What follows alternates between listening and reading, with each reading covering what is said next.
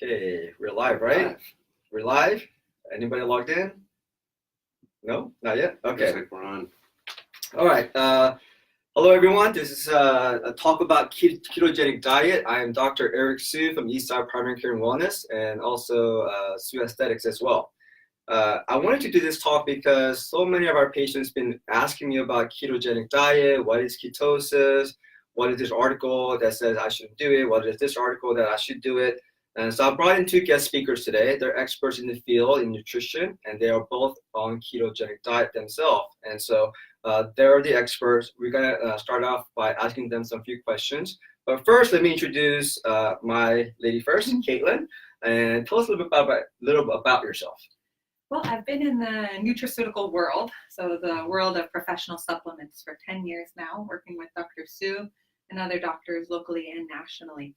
And one of the areas that we focused on recently has been the ketogenic diet. And we take great pride in having a healthy lifestyle and diet. I'm very passionate about that. And outside of professionally, I'm a mother of two. And so that keeps me pretty busy. I'm sure that is. And this is Mike. Mike, can you tell us about yourself? Yeah, so long story short, I've been in the health and wellness space since 2005. Started out at a dietary supplement retail store called Vitamin Shop. So I have a YouTube channel now. I interview a lot of experts when it comes to nutritional ketosis, intermittent fasting, things like that. The channel is called High Intensity Health. I have a book called Belly Fat Effect. And super excited that you all are here. So thanks for tuning in live. We have a ton of questions to go through. And if at any point you like this information, please hit that like button. It really helps probably your friends and family. And if you want to share this video with them so that they can learn more about nutritional ketosis and fat burning, all that. So we see some hearts and love coming in, guys. So thanks for that. So excellent. Yeah, let's dive into it. I know there's so many questions about. There are. And just to give you guys more pat on the back, these guys are my friends. They've been helping me to learn more about ketosis myself, and I look to them for answers. Some of the products that you see up in the front are something that Caitlin does support, and she's also a rep for Zymogen as well. She forgot that part of it, but I wanted to make that sure we understand that. And so let's go dive into it, okay? Sure. The first thing is like people always ask me, so what is ketosis? What's ketogenic diet? Mm-hmm. So Caitlin, you want to kind of handle that one? Yeah, I'll jump in. Ketosis is a shift. It's a shift from burning carbs to burning fat. And once you trigger that change in your body is when you really start to see changes both within your energy, your mental clarity, your mood, your sleep, and your athletic performance. Good.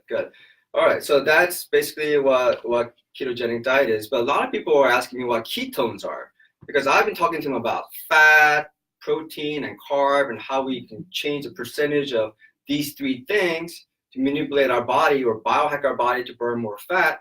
But then these ketones come in. So Mike, can you take that question? What are ketones? Yeah, I mean, this is a great question. Well, a ketone is really just the type of molecule. So it's a molecule bound to double bonds. And there's all kinds of different ketones. But the ketones that you're hearing about in the health and wellness space when it comes to improving cognitive clarity, affecting the immune system and associated with weight loss and blood sugar regulation are the main ketone is acetoacetate and beta hydroxybutyrate. And these are molecules made by your own liver in the right context. So the recipe or the context that's needed to get your body to synthesize and make its ketones are low glucose, low insulin, high glucagon. So the way that we can create this metabolic milieu is through intermittent fasting or time-restricted feeding. And basically what that means is that you're eating your food during a more confined time during the day. So a lot of us were taught bad nutritional advice. I'm sure in medical school and clients still come to you. There's so many different diets out there. But if you look at the epidemiology of weight-related issue in America and all throughout the world, about 72 to 74%, is that the latest statistics, are either overweight or obese. We were taught the wrong messages about how to lose weight. We were taught to eat every 2 to 3 hours because that supposedly stokes our metabolic flame. What that really does is creates a mild insulin resistance type scenario, high glucose levels, high insulin levels all day long. And that is the exact opposite of what you need to make ketones. So that's kind of the challenge. So in order for you to pivot your body, as Caitlin said, into a more fat adapted state, you need to keep your glucose low, insulin low, and glucagon high. And how do you do that? Well, you can do that through exercise. You can do that through eating a low carb, high fat, ketogenic style diet. or you can do that through compressing your feeding window. And I personally recommend, and we're going to get into this, a combination of all three. So again, listening, just basic low carb, high fat style diet, compressing your feeding window, and exercise. So if you do that pretty much day in, day out, you're going to basically be in ketosis. You're going to decrease your body's inflammatory response, which will then prevent you from getting all these chronic age-related diseases, diabetes, Alzheimer's, autoimmunity, you name it. But it will also help you burn more fat for fuel. And so again, the original question is, what are these ketones? These are energetic molecules. I like to use the terminology, because I've sold supplements for a long time, is like controlled release fats, okay? So if you think about, as Caitlin said, the body kind of pivots between burning carbohydrates and fat for fuel. The brain can either utilize basically glucose, right, or fat, but indirectly. So the blood-brain barrier cannot directly transport fatty acids. It relies upon the liver to make these ketones. Then those ketones cross the blood-brain barrier. Then they're broken down into their associated fats for energy. And so that's kind of why the ketogenic diet has been used for over 100 years in treatment-resistant epilepsy, children with intractable seizures. Basically, doctors figured out that if they fasted these kids, fasting, as you just heard, elevates your ketone levels, that it changes neurochemistry and levels of neurotransmitters and reduce the onset of seizures. So that's kind of why the body has created the situation where, you know, the liver makes these ketones. It's kind of a controlled release way to distribute fats from your fat cells, from your adipocytes throughout the body. And a lot of people are confused when they first go on a ketogenic diet. They tell their doctor, I'm on the ketogenic diet. And most health professionals are taught in their training, whether they're integrative or natural or emergency medicine or internal medicine, ketogenic diet is associated with diabetic ketoacidosis. And these are totally opposite, you know, things. If you think about it, in diabetic ketoacidosis, there's both high glucose and high ketone levels at the same time. And as we just talked about, the recipe for nutritional ketosis is low glucose, low insulin. Okay, so that's a thing. Like if you're, you know, you want to go keto, you go to your doctor. You just need to be aware that they may have this emotional trigger response, right? Because it's just indelibly inked in their brain as part of their training. Ketosis, diabetic ketoacidosis. So just keep that in mind, because that comes up quite a bit, I'm sure. Absolutely.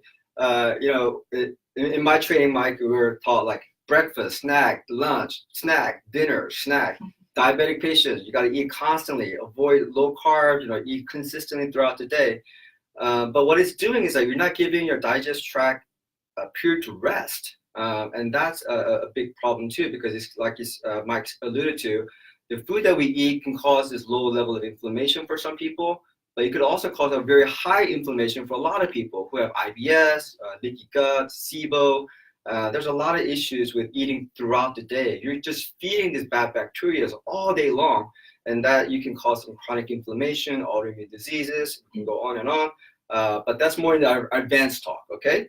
So I want to kind of get back into some of this basic stuff, because we talked about what ketones are. It is a cleaner fuel. The best way that I make an analogy to people is that carbs like gasoline and ketones like diesel. If you are driving a sports car, you want that fast burning carb.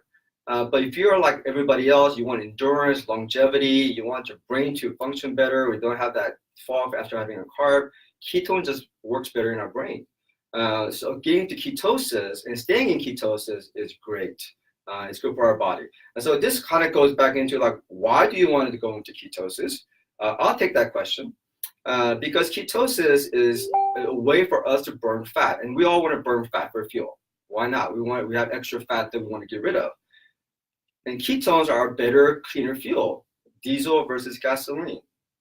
So when we are using ketones to utilize for fuel for our brain just works better. Our liver, it works better. Our whole body, the inflammation goes down. And there's a lot of different aspects of not just the chronic diseases, autoimmune diseases, musculoskeletal injuries actually do recuperate better on ketones. So there's a lot of benefits to being on ketones. So we can talk more about that if you have any questions, anything very, very specific you want to ask. So since this is a Facebook Live, if you have any questions, please write it in the comment section. Quite a few up there, which is cool. And we will try to address as many of them as possible, okay? Dr. Suh, do you mind if I just add on to that? One Yes. of the benefits, in addition to what you're saying, is cleaner fuel source, less kind of metabolic waste in terms of lactic acid production and all that. But here's the big thing that got me excited about the ketogenic diet back in 2015 and why I created a bunch of videos to help other people understand this, is ketones are not just energy substrates, kind of like glucose is. It's not just a diesel fuel, it's like a signaling molecule as well. And so a lot of you folks have probably heard about genes and then epigenetics and how our environment really regulates what genes are turned on or turned off. And it turns out that the main ketone made by your own body, folks, which is so exciting, your own liver is making this powerful signaling molecule that literally affects a myriad of different genes and pro-inflammatory signaling pathways by reducing them, by changing the way that your neurons communicate, increasing this powerful fertilizer for your brain cells called brain-derived neurotrophic factor, which, by the way, it's decreased in depression, Alzheimer's, and all that. So ketones are not just, they are a great signal, a great fuel source, like Dr. Suh said, but the reason why you personally should get excited about this is these impact your gene expression in ways that no other diet can. And so that's why I think it's so exciting for people, because so many people, when they're overweight, they have allergies, they have autoimmunity, they have depression, they have low energy, they have libido dysfunction, right? And so one way that we can kind of ameliorate the side effects of a standard American diet that a lot of us grew up on is by, piggybacking off these positive signaling pathways that ketones impart on the body. So I think that's the biggest message here to convey to people, because once you understand that, it's much more than just a short-term diet. This is why you want to make it a lifestyle change. You want to pivot your life so you're eating, in a ketogenic way, but also living it so your body's making these ketones. So I think it's powerful. That's a great point. We always talk about nature versus nurture, genetics versus what you can do to your body to kind of biohack your system to not to express certain genes or to express certain genes you want to express. So there are a lot of things that we can do to our body, the way we eat, how we reduce stress level, how we work out, how much we sleep. These all things play into our health, right? And just getting to ketosis is just one additional way that we can help our body become more adapted to our nature and stuff like that. Okay. Mm-hmm. All right. Going on to, and this is going to be a question for Caitlin, because Caitlin just recently had a baby. How old? Not too long ago, 18 months. 18 months. Yeah, a 5-year-old and 18 months. Yeah, and she showed me a picture. You were up to 195 pounds. That's right. And you are now down to 135. 135. And we will post her before and after picture on Facebook, what her stomach looked like before, while she was pregnant, and what she looks now. But she was able to adopt the ketogenic diet for her weight loss. So can you tell me a little bit about how you were able to do this? Yeah, well, as all the moms know out there, everything changes after you have babies. And the things that you were able to get away with before, you're just not able to anymore. And things have to change if you want your body to go back to the way it was before. Or in some situations, even better. Sometimes people get pregnant and they find their love of fitness through the weight loss journey. So for me, it was something that just happened. There was more and more coming out on the ketogenic diet. And like so many people, I became curious. And I started to do research, and the first thing that jumped out was you can't eat carbs.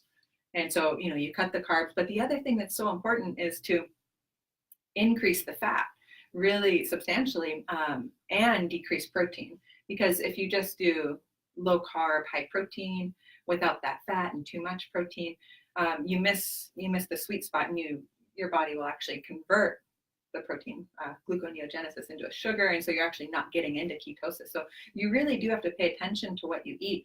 But kind of how Mike was saying, how the fat becomes kind of control release, it is amazing how it does sustain you so well. And there are so many foods that you can eat, and whether you're changing your diet due to food allergies or athletic goals or weight loss goals, it's always best to focus on what you can eat, not what you can't eat, so to speak. And there's so many good resources out there on how to. In fact, Mike's wife has a few books that I've purchased on healthy recipes that can be easily keto adapted. And so you can still eat exactly how you want, and how it makes you feel good, and your taste buds as well. But the most important thing is lots of fats, and then moderate protein, low carbs. So to follow up on that, Caitlin, you're a full-time worker. You work full time. You have 2 young kids at home, and then you also have a husband. And so, how do you cook for everybody? Well, that was a big challenge at first, and I can see how for a lot of people it can relate to challenges because you want to have a bite of them, of some type of carb. And with what I do is I pick what I want, something that's healthy, a protein, a vegetable, and then I add a carb for the kids because my kids, they're mostly paleo, but they'll have a little rice or something here and there. And then I add fat to me. So we pick the protein, pick the vegetable, I add a carb for them, and then I just make sure and have a good amount of fat for me. So it makes it really easy if you think about your meal first. Honestly, your mom or dad, you have to eat. And so plan your meal and then add something else to accommodate the children. That's how I do it. So I'm an Asian guy, so I've done keto diet. So basically what I do to cook is I make some steak or kalbi as we call it, put it on like lettuce, and then we wrap it in a little bit of sesame oil, just eat it. And this is called sam, right? We eat that all the time. I just don't put the rice in it. And I could have that meal almost every night. It's so good. So yeah, there's a lot of ways that you can eat on keto diet. You're not starving yourself. I think that's where a lot of people go, like, I feel so hungry on keto. It's like, well, you're not eating enough. Go ahead and eat. We're not getting enough fat to really satiate yourself. Yeah, that's a good point. Yeah. But I think it underscored in both what you guys are talking about is getting the whole family on board, and that's what's really exciting because it's tough when mom or dad's on board, but the other spouse isn't, or the kids aren't. And so that's why it's great. If you guys are enjoying this content, please hit that like button, share this with someone that you may know that's struggling within the family because, that's the hardest part is people say, well, I want, like the mom usually wants to do it, wants to lose weight. The kids love carbs and they're afraid to get them off the carbs, or husband or dad just loves potatoes and bread and so forth. And so there are alternatives, but it's going to make it so much easier and less frustrating for the entire family, once everyone's on board. And so that the cool thing that we haven't totally talked about yet is testing. And that's the cool part about this is unlike any other diet out there, you can test to see if this diet's really working for you by testing your ketones with a finger prick. I mean, there's other breath acetone and so forth. I think the blood beta hydroxybutyrate is great. So just start testing yourself, and then you can prove to your spouse, like, hey, this diet is working. Like, I'm in ketosis now. So that's just another trick to kind of get some buy-in, because then you can start to track and measure and see if it's really working. So I do have some patients who are avid workout. They do CrossFit and stuff like that. I go, well, if I don't eat carbs, I feel sluggish, I feel tired, I don't feel like I'm getting a good workout. But what is your take on that? Yeah, so keto with exercise. I mean, this is a really good question. It comes up a lot, right? Because when we exercise, if we're doing CrossFit, what we're doing is we're using a lot of glucose for that, because you're doing a lot of volume under a time constraint. There's just not enough time to literally use fat for energy production. So, transitioning can be very challenging. And so I do powerlifting, Olympic style lifting, that are basically doing the same exercises as CrossFit, but you have more rest in between sets. So I have no problem being low carb or keto. But if I were to try to do those exercises in a CrossFit style setting where there's like time constraints, there's only 20 seconds rest, or you're doing all these different sets, to be honest, I think that's where, carb cycling comes in. So it's great to be keto. There's a lot of benefits as you've heard up to now, but you don't need to be a hero, right? And so, if you're like sore and you're not recovering from your exercise and you're all that, sprinkle some carbs in, because you're going to burn through that during your workout. And if you're eating relatively healthy, you're sleeping well, you're managing your stress, guess what, you'll get right back into ketosis afterwards. So this is called like a smart carb approach, like being really selective about when you're exercising and your timing of carbohydrates. So it's not that carbohydrates are always bad or always good. It's just a lot of people eat way too many carbs than they really need. Like if you're sitting in a desk job, you're commuting on a major city 2 hours a day, you don't need a lot of carbohydrates. The ketogenic diet will benefit you. But if you're doing a lot of volume, whatever exercise it is, particularly CrossFit, where there's not much time to recover in between consecutive sets, that's where carbohydrates can help you. So this can be, as Caitlin mentioned, what she feeds her kids sometimes, like low carb paleo. So sweet potatoes, squashes, I like the forbidden black and purple rices, things that have some color to them, some polyphenols, because those have their own health benefits for the microbiome. So that's just my approach. Now, there are a few people out there that are like CrossFit keto athletes, right? And so they're built maybe a certain way, or they've taken a long time, a lot of training, suffered through those crappy workouts to get their body to realize, okay, even though we don't have a lot of time here, we need to buffer the lactic acid and utilize fat for fuel. So understand that that could take some time. We're talking months, 6, 8, 10 months for certain people. Sure. And just to add to what Mike said, I think there are kind of two types of athletes out there. There are people who are like that CrossFit, work out for 50 minutes hard, burn like 1,000, 1,500 calories. And then there are people who are like more endurance racers. Like I love doing triathlons. Some people, I know a lot of my patients run marathons, half marathons. You want longevity. You want a fuel that lasts a long time. Talked about diesel fuel earlier. Gives you more mileage per gallon than gasoline does. And so I think for people who are more doing endurance races, ketones are fabulous. But if you're running 100-yard dash, if you're in high school and you're on a track team, probably not a great team, good thing to go on a keto right before a meet or anything like that. Also want to kind of pick your brain, Kenny, because one of the things that you talked about is that like we talked about ketones being really good for brain, and sometimes, you talked about how it kind of sustains you longer. So talk about that for me a little bit. Like, how does your brain feel, and how good is your energy on ketosis? I found that being in ketosis really clears things up for me. I never really thought that I had brain fog, but then once my production of ketones started to elevate, I realized that, maybe I did. Maybe I wasn't thinking as clearly as I could be. And then intermittent fasting, which we'll get into more later, but that really gives me the most bang for my buck, so to speak, as far as ketones production goes. Because a lot of times now, I've reduced my feeding window to 2 meals a day within 8 hours. I do throw in a third if I have a hard workout, like Mike talked about. But outside of that, even right now, I haven't eaten since about 6 o'clock last night, and feel a little hungry, but I feel perfectly clear. Mm-hmm. No issues at all. So I definitely think it helps. And again, from the mom standpoint, it definitely helps with mood and patience, if I may be so bold to suggest, with the kids. So what Kaylin is saying is absolutely true for me as well. I can go for almost 20 hours without eating if I'm in ketosis. But if I'm not in ketosis and I eat a lot of carbs, I go through the same carb hunger and craving like everybody else does. I get, hangry? Hangry? You don't really get hangry on ketosis for some reason. I don't know why, but a lot of times I'm so busy. I'm doing this during my lunchtime, and do I look sluggish to you? I hope not. But when you're in ketosis, you're able to sustain your energy longer without needing to stop for fueling. I think that's one of the benefits for me, because I'm on the go. All right. We kind of talked about if you do need to snack a little bit, like some people can do it intermittent fasting, eat 2 meals in 8 hours, but some people are not going to be able to do that. They love food. They're foodie, as we call it. They like to just snack on stuff. So if they can snack on something, what would you recommend?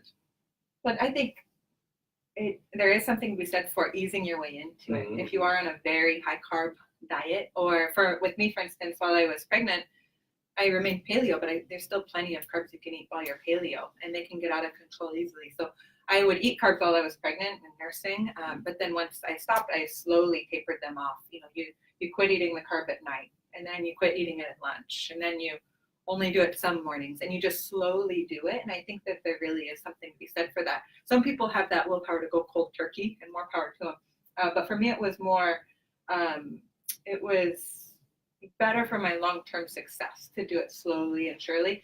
And so in the beginning, you might have some snacks as you're kind of getting used to the lifestyle. But then as you progress, you find that staying busy and working through that little bit of hunger allows you to extend your feeding window, slowly but surely over time. And then we do have some other resources in the supplement world that can help extend that feeding window as well.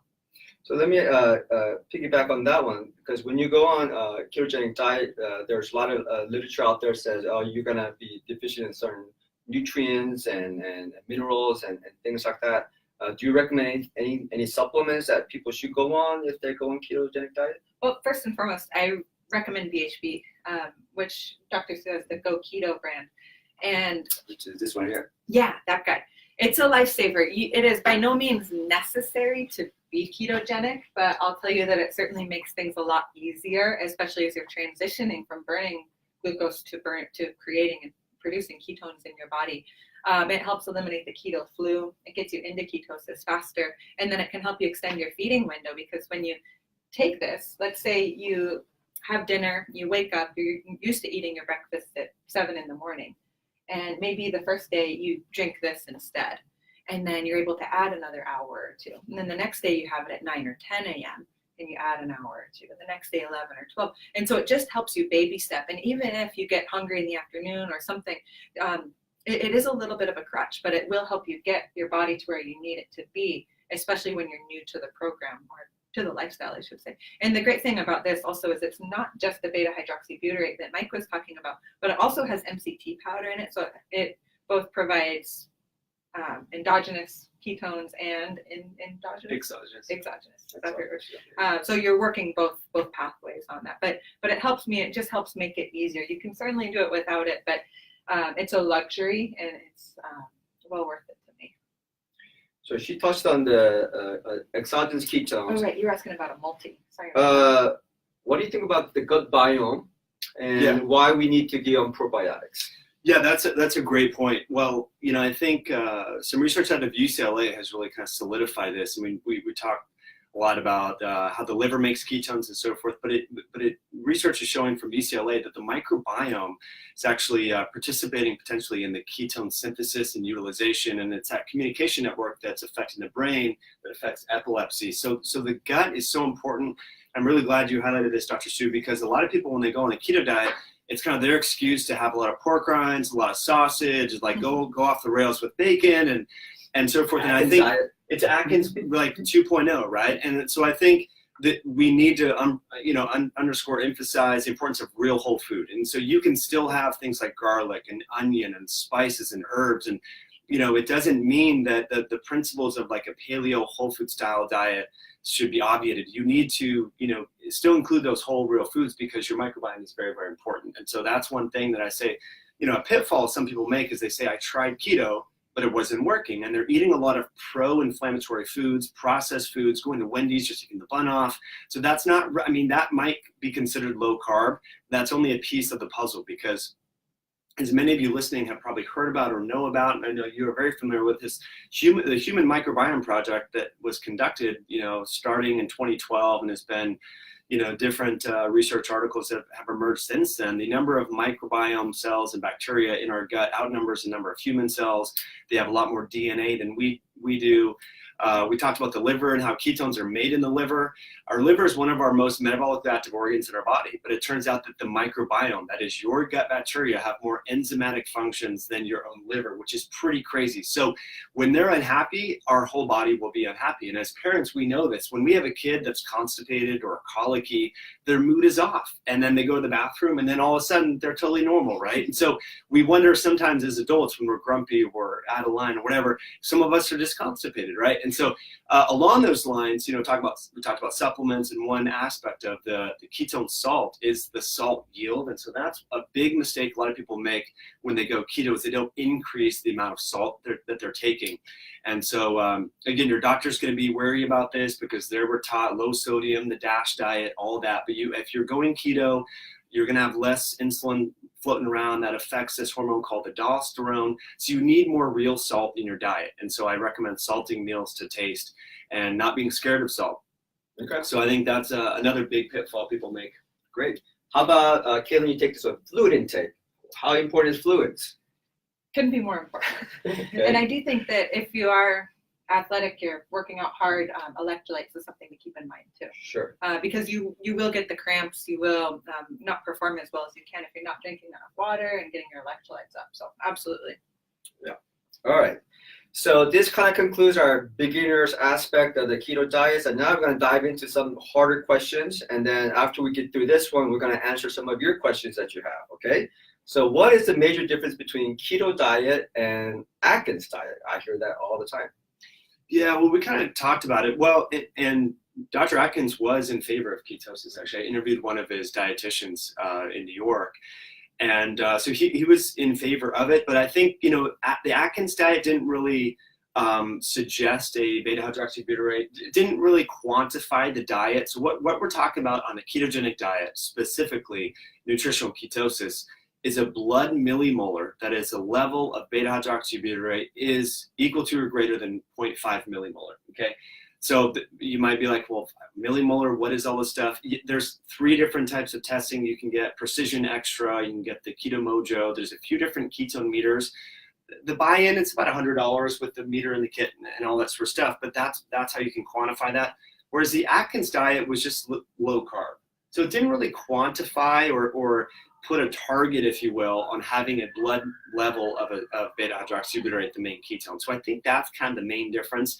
And also, what we talked about this entire time is compressing that feeding window. I think that's the biggest factor that will determine your success on a ketogenic or low carb style diet is, this element of intermittent fasting. And so trying to get away from the snacks, you can bridge, like Caitlin said, kind of straddle as you're getting into this. But that's, in my eyes, the biggest difference is compressing that feeding window and testing to see if you're really in ketosis. And so, we talked about that. Exercise, low carb, high fat diet, and compressing that feeding window are the 3 kind of levers that you can tinker with to see what will work for you. Okay, great. You mentioned this earlier on. So when people are going into a ketogenic diet and you really are kind of trying to say, okay, I want to know what my baseline levels are. So come in, get your cholesterol check your fasting glucose, check your hemoglobin A1C, check your electrolytes, check your kidney function, liver function, make sure those are all normal. And then we'll get you on the ketogenic diet, slowly get into it, start testing again to see what the numbers are. And believe it or not, they should be improving. If they're not improving, then maybe there's something wrong with the way we are going about your ketogenic diet. And we can kind of tweak things. And I think that's where I need these guys here. Because a lot of times people go, I'm in a ketogenic diet, but I'm stuck here in this weight, or my muscles are not getting any bigger. My brain doesn't feel any better. My depression is still there. My anxiety is still there. My ADD, my epilepsy or seizure is still there.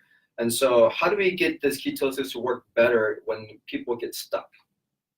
Yeah, well, this is a great point. And I love that you're underscoring the idea that you need to get basic labs done, because a lot of people are just going on the internet and hearing a podcast and all that, which is great, but they're not working with a medical professional, so they don't know if they have an underlying anemia. They don't know if they have hormone issues.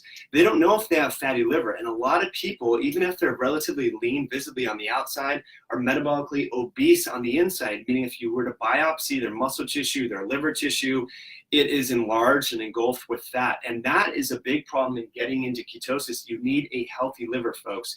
And so a lot of people that have blood sugar issues, actually most people that would benefit from the ketogenic diet, actually they need to almost do a detox, and they need to start exercising so that their liver can make the ketones. So getting your liver enzymes checked, absolutely essential.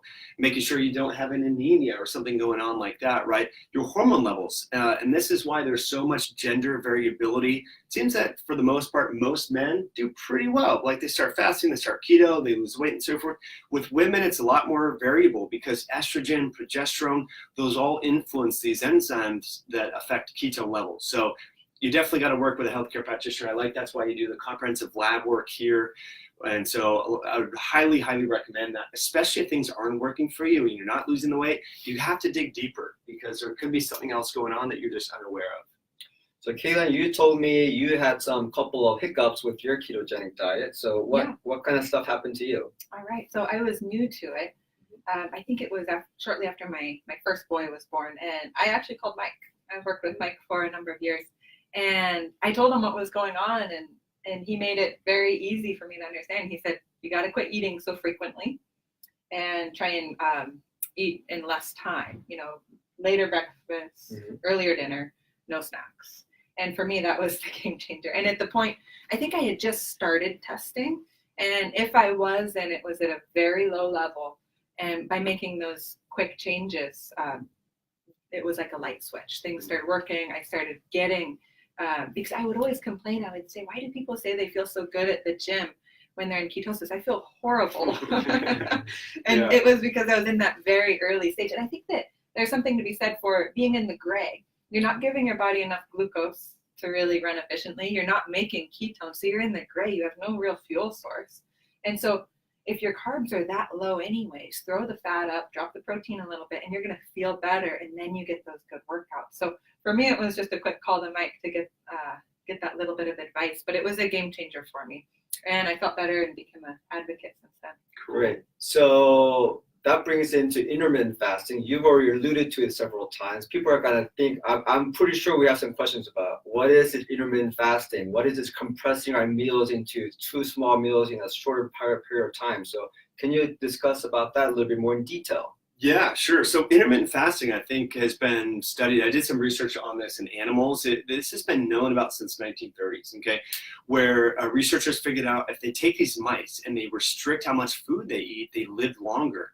They had reduced onset of all these, diabetes, imagine diabetes in mice and obesity in mice and all this. So researchers have figured this out for a long time. And one of the first human studies was actually an alternate day fasting. So this was one of the first validated studies in humans where basically it was every other day they were eating. And that can be a good approach for certain people, particularly if you're not active, like you're working a lot, you're a busy working professional, you don't go to the gym as much, you'd like to maybe down the road, you can just eat every other day. So basically you're getting a 24-hour fast. And so that's a simple way. And actually this was done, I believe, at Johns Hopkins University in 2006.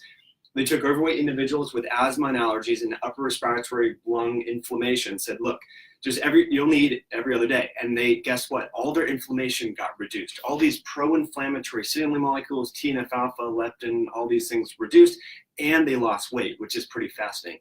There's called the 5-2 approach, where basically on 2 non-consecutive days, so like me personally, I'll do like Monday and actually Thursdays. Like Monday and Thursday are my fast days. I eat normally the rest of the week. So it's called the 5-2 approach, right? And then there's also this so-called time-restricted feeding, which is kind of a subcategory under intermittent fasting that we've alluded to, where you're just eating during a certain period of the day. And the classic feeding window is 16-8. So you're fasting for 16 hours, eating between an 8-hour period, right?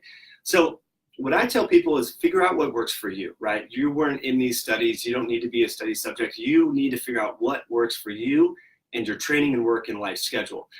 And so for certain people, Mondays are my busiest day of the week. And I think a lot of people, like, if you have an unproductive Monday, you kind of feel like your week is getting off to a junky start. You feel bad about yourself and so forth. So instead of spending your whole Sunday prepping for the week and making meals and figuring out when you're going to eat and how you're going to eat, just start your fast on Sunday night. Don't eat all day Monday until like dinner time with your family.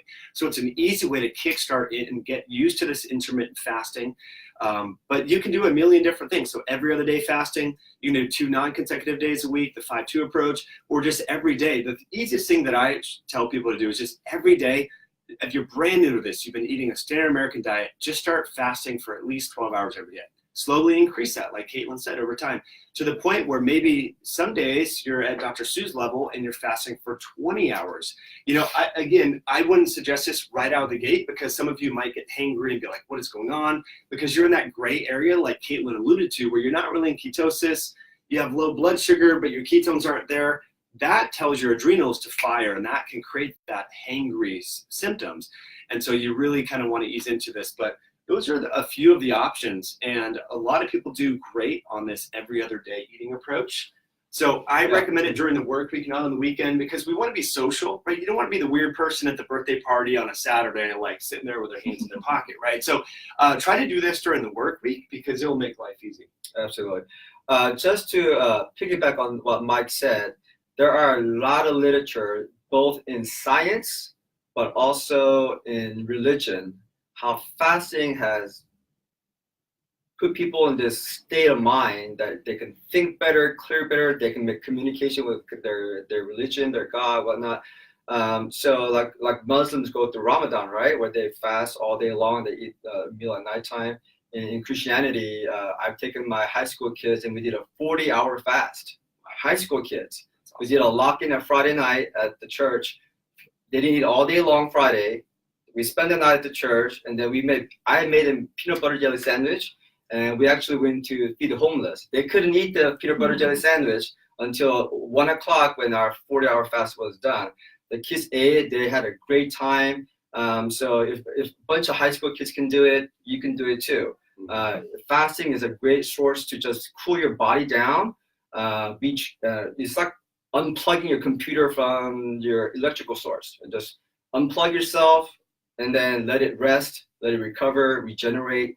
And I think that's a really good way to get into ketosis. And then you start adding food for your ketosis, if that makes sense. Yeah, real quick note on that. And what you'll learn with fasting is, as Caitlin was talking about with the snacking, a lot of us, we snack, not because we're really hungry, but because we think we should, because some diet book in the 1990s said we should, right? And so when you start doing these longer fasts periodically, like Dr. Suh was referring to, you realize that you don't need to snack as much, because you'll really notice when you're fasting what perceived hunger is and what true hunger is, and they're totally different. And you really kind of reset all these hunger cues and satiety cues that have been messed up from years of dieting. And how many times have all of us eaten when we shouldn't have eaten because we thought, oh, I need protein to stimulate my muscles and all this, right? Well, so that's what's cool about going on these fasts periodically. And like you, I mean, I think doing it in a group type setting is great. So find someone in your community, friends, family, everyone, do it together,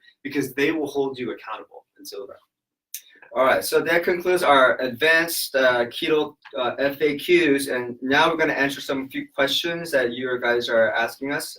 Haley, do you have any questions on your phone or mic? Yeah, I can pull it up. Thanks for being here, by the way, guys. Thank you, guys. Do you like the content? Is this good stuff? Hit that like button if it is. I would love to know. Yeah, thanks for that. Mm-hmm. All right. So Haley, there's a few questions here. You know, how long should I try fasting?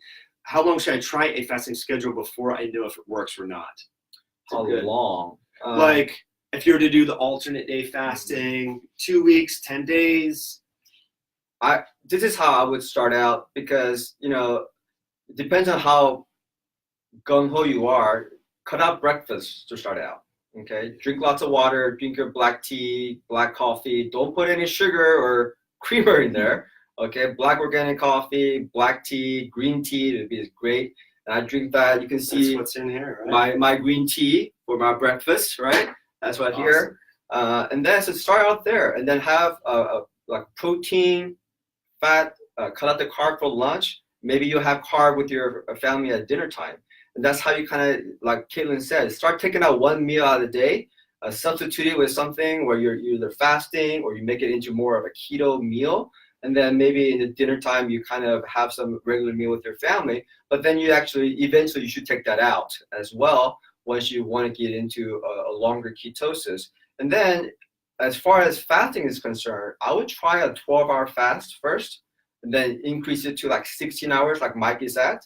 And sometimes then you can get to 24 hours, okay? But do not do a 24-hour fasting right off the bat, unless you are really like gung-ho guy, like you do CrossFit and like, I could do this. Yeah, I think that's my answer. That's a great thing. And you have years to figure this stuff out, right? So a lot of people want to jump in this head first. They want to aim for really high ketone levels, but friends, yeah, I would say go low and slow. And this is with any weight loss, any change, right? You don't want to, and I like to tell people, like when it comes to fasting or whatever, like how long, just change one variable at a time. So if you're going to start your intermittent fasting, don't change 300 things and go, oh, this intermittent fasting thing didn't work for me. But I also got off my sleep meds, my antidepressants, or I did a million things at once. You want to really kind of tinker one variable at a time, track it, journal, write down how you feel, and then give it, I think, at least 2 to 3 weeks. You know, if after 2 to 3 weeks you've been consistent, that change didn't work, then maybe it's not right for you, right? So that's where, and of course, underscored in all this, work with a medical professional, get your liver enzymes checked, get your iron checked, your lipids, thyroid, all that, because if that's out of whack, that can create a lot of problems. That's good advice. One variable at a time. Yeah. And this is true in science, okay? When you do any type of a research, you don't change 10 variables. You only change one thing at a time. I have a lot of patients come in and say, oh, you know, I want to try this, try that. I go, no. One thing at a time.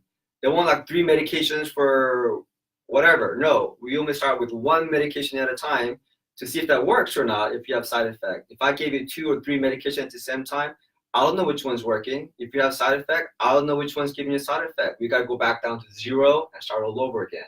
So what Mike is saying, change one variable, one thing at a time to see if it works or not. Can you tolerate it? If you have side effects, maybe you can't tolerate it. Go to the next one, like one thing at a time. Absolutely. Great point.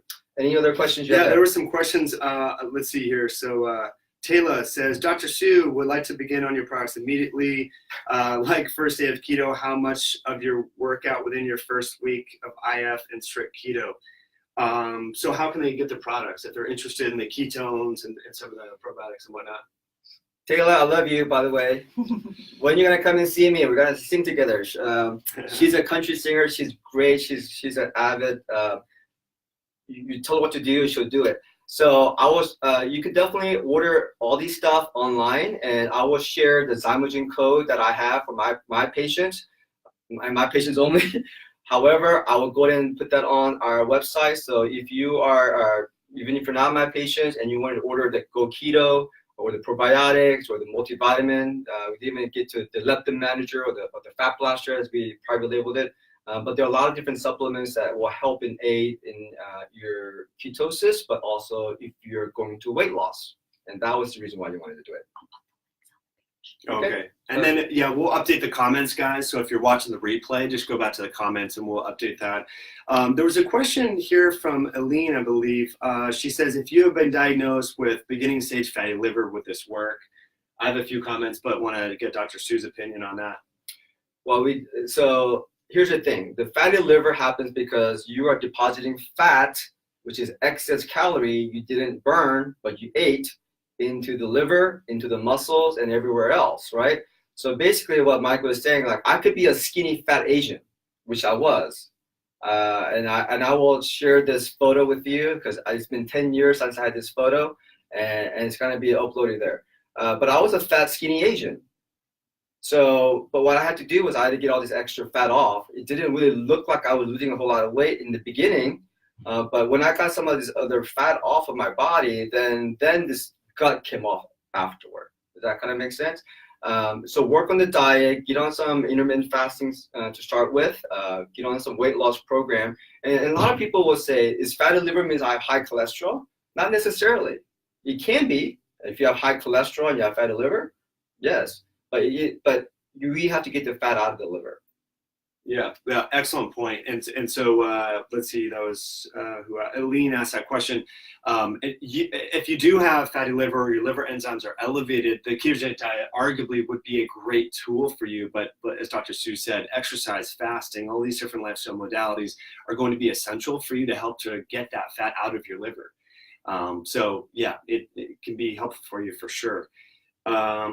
Let's see what other questions. Shabab says, is drinking water is okay in fasting drinking water is okay?